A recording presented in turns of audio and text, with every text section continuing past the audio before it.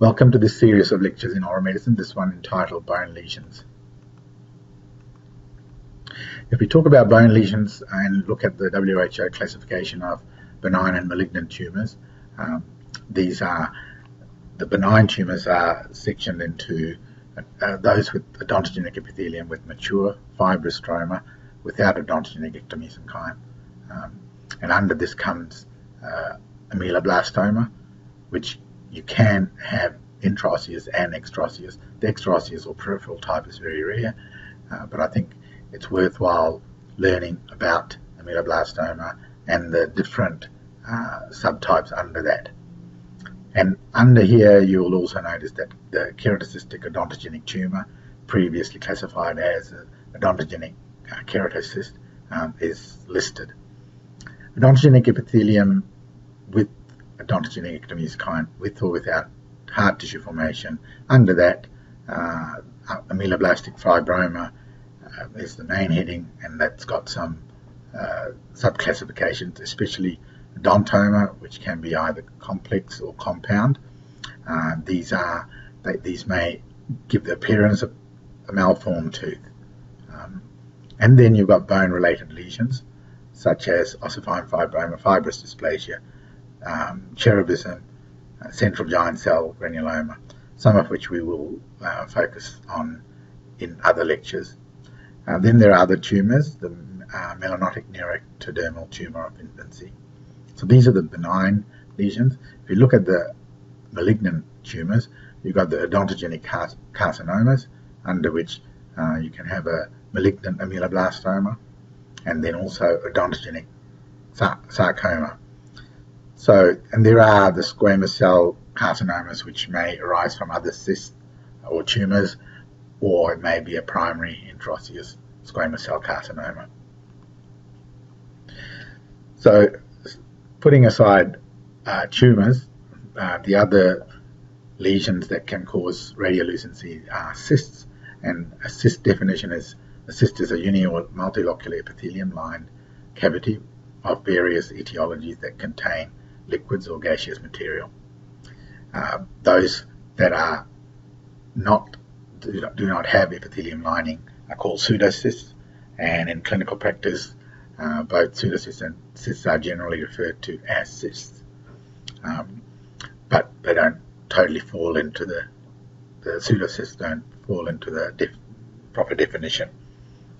And these may arise from alveolar bone, alveolar process, or soft tissues, and their growth is usually slow and expansive and lead to swelling of the bone and soft tissues, and sometimes be symptomatic. Under the WHO classification, most jaw cysts develop from dental system tissues that are therefore referred to as odontogenic cysts. Odontogenic cysts are distinguished from non-odontogenic cysts. Odontogenic cysts can be further classified into either developmental or inflammatory based on how their etiology is based.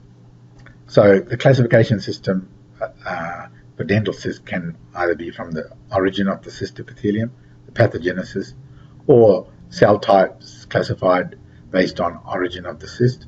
So that could be odontogenic cyst and non-odontogenic cyst, or cell types classified based on pathogenesis. So has it arisen from inflammation or as a developmental problem?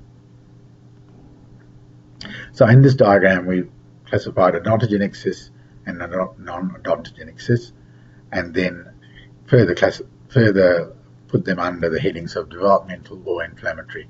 And you can notice that majority of the odontogenic or majority of the inflammatory cysts are odontogenic based, and that this was the classification that was based on clinical, radiological and histopathological examination according to the WHO in 1992. The new classification of head and neck tumours published by the WHO in July 2005 has created some controversy. Main thing that people are still discussing the pros and the cons for is the naming of odontogenic keratocysts as a benign tumour and classified as a keratocystic odontogenic tumour. This was based on the knowledge that odontogenic keratocysts most closely correspond to neoplastic lesions. Their behaviour is more closer to a benign tumour than other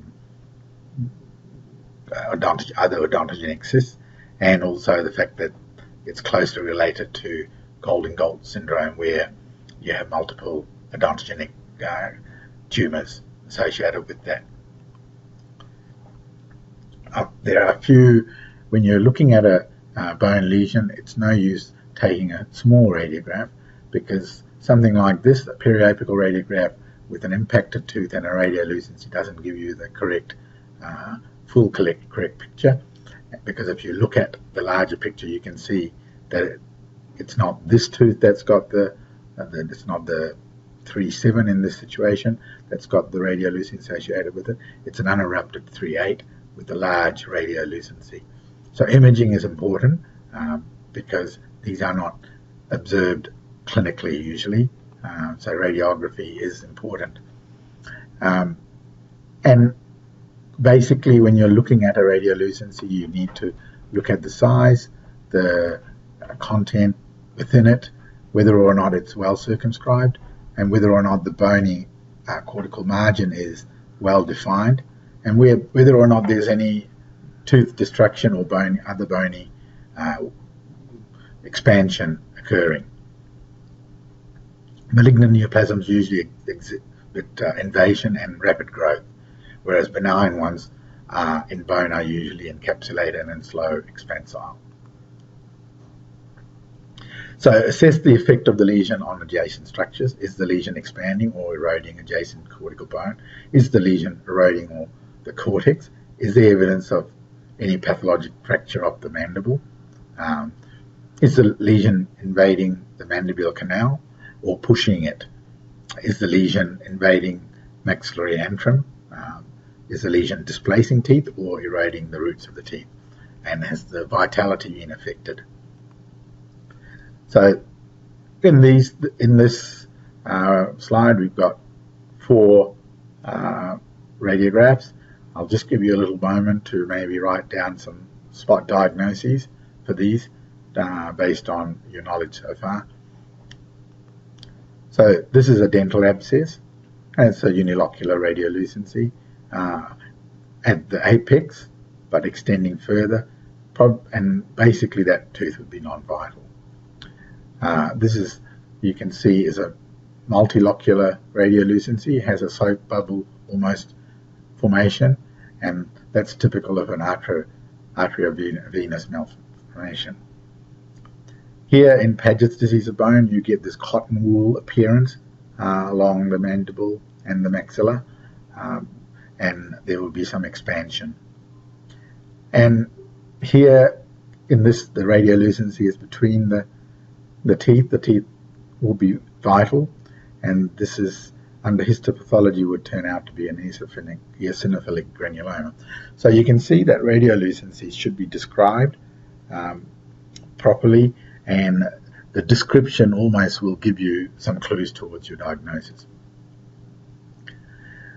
And then you can look at radiolucent lesions not associated with teeth, and these can be commonly described as either residual cyst or florid cementosseous dysplasia, an ameoblastoma, or keratocystic odontogenic tumour.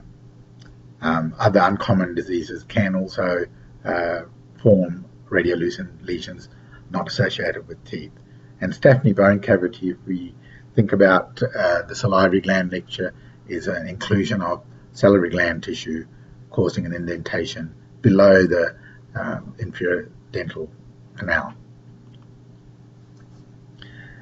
So I've written odontogenic keratocyst here because that's what some of the literature will tell you, but if you can replace that term with keratocystic odontogenic tumour, and usually develops from the remnants of dental lamina, mainly in the age group of 10 to 40 years.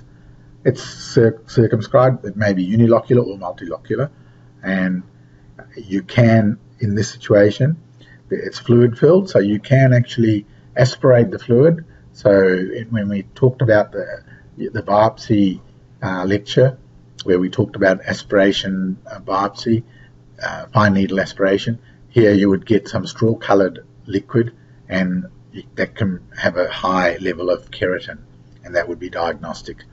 And that would allow you to plan your surgery if you know what the lesion was beforehand. And histopathologically, it's got a classical 6 to 8 cell layer stratified squamous epithelium with some corrugated surface keratin, and the lumen is filled with keratin. And they do behave more like a benign neoplasm, and as I said, there is still controversy about whether is it a tumour or is it a cyst. And multiple OKCs are, or KCOTs are a feature of nevoid basal cell carcinoma syndrome, or Golden-Gault syndrome, and this is suggested to be a mutation in the patch gene in chromosome 9. Management generally involves enucleation and curettage, followed by close monitoring over time for recurrences. So in this situation, these are some of the presentations in a person with basal cell nevoid syndrome. So they have multiple basal cell carcinomas, plantar pits, and calcification of the falx cerebri. And typically those factors need to be taken into account, and these patients need to be monitored and counselled closely. If we now look at fibro-osseous lesions, under that we can list fibrous dysplasia and the cement-osseous dysplasia, of which there are 3: focal cement-osseous, periapical cement-osseous, or florid cement-osseous, and then ossifying fibroma. So here what we see is fibrous dysplasia, and it suggests that this is polycystic fibrous dysplasia, which means many bones are involved in this person, and what you get is expansion here of the right maxilla on the palatal and buccal aspect, and basically under radiology what you'll see is the bone, the normal bone and the lesional bone will blend in. So here in this situation, a CT scan is showing the extent of the expansion in this area here. And where McCune-Albright syndrome has polyostotic fibrous dysplasia with cafe au lait, that's a coffee-coloured lesions on the skin, endocrinopathies such as pituitary adenoma, sexual precocity, and hypothyroidism. And it's a rare genetic bone disorder characterized by benign bone growth, which can cause painful swellings and bone deformities and makes bones more prone to fracture. And it's caused by a mutation in the GNAS1 gene, NASI gene. The abnormal gene is present in a fraction. So the hallmark symptom of McCune-Albright is premature puberty in girls or females. So if we look at radiolucent lesions not associated with teeth, here we've got focal cement-osseous dysplasia. Even though this radiolucency is adjacent to the apex of that tooth, it's actually, if you observe that tooth with time, that radiolucency becomes radiopaque. The tooth will be vital, and there's no treatment needed into that area. Here, periapical cement-osseous dysplasia, where you get quite commonly low anterior teeth showing these multiple periapical radiolucencies, which with time will become radiopaque. The teeth are vital, there's no treatment required. Further on to radiolucent lesions associated with teeth, then the third in the category is florid cement-osseous dysplasia. Again, here it's more widespread, and reactive proliferation is in response to factors that are known at this stage, And what you get, as mentioned, is multiple circumscribed radiolucencies, which become radiopaque with time. So the differential diagnosis for some of these are mentioned here, and clinical significance and follow-up are listed. Ossifying fibroma, again, this is a benign osseous tumour, and usually what you get is a well-circumscribed uniform radiolucency, and basically sometimes you will get these ossifications within the fibrous tissue. So that's why it's called an ossifying fibroma. There's both components of ossification and fibrous growth within the tumour. So when we classify, coming back to odontogenic tumours, there are various tumours associated with that, the most common being ameloblastoma, and probably that is the one that you need to focus your time on with some further reading. But basically, the term was first coined by Ivy and Churchill in 1930, and majority of them occur in the mandible, especially in the retromolar area.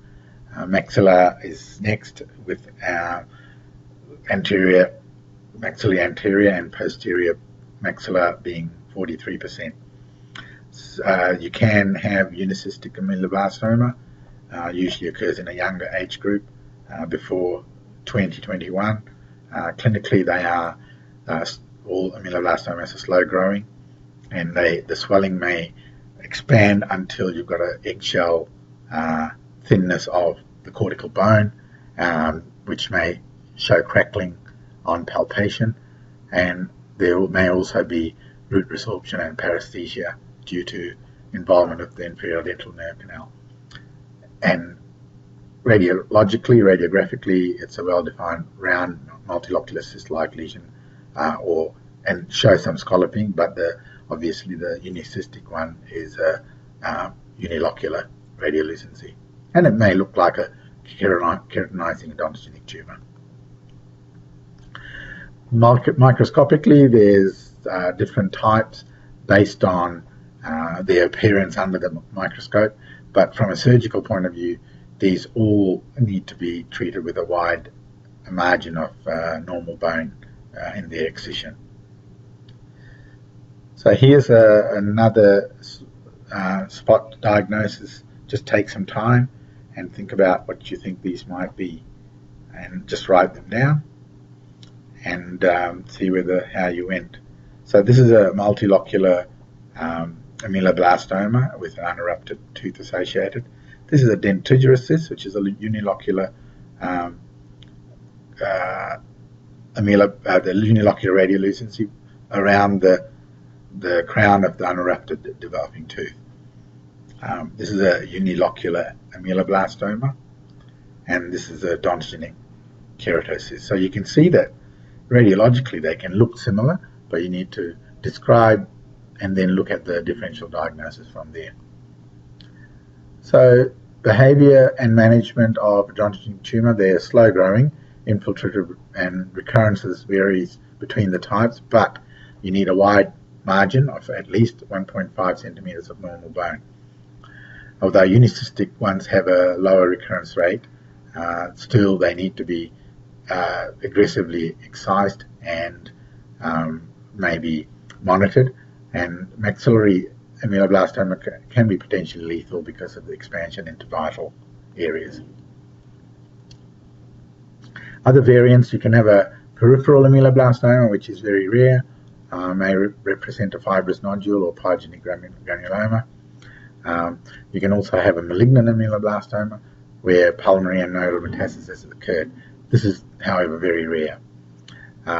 So the fact that the definition of malignancy is that it can metastasize.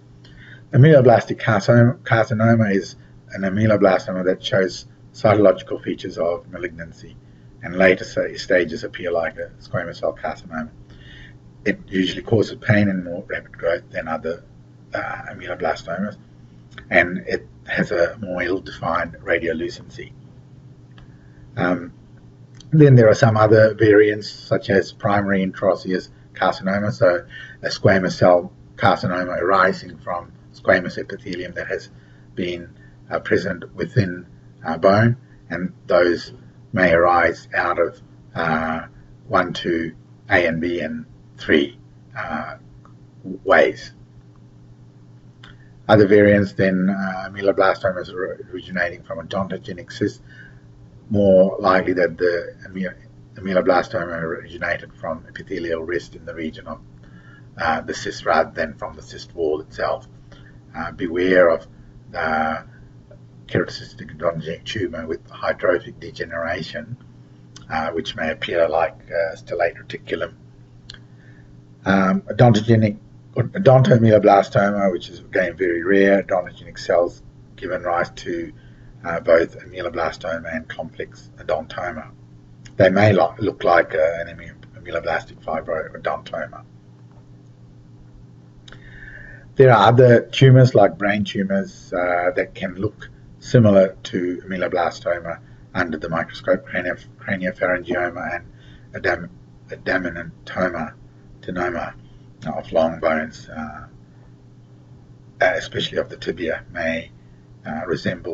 sometimes may resemble fibrous dysplasia. So this is basically the typical patterns shown in ameloblastoma, follicular and plexiform type, and you can see that the craniopharyngioma, these two can have a very similar appearance to the ameloblastoma, and this one has a similar appearance to a calcifying odontogenic cyst. So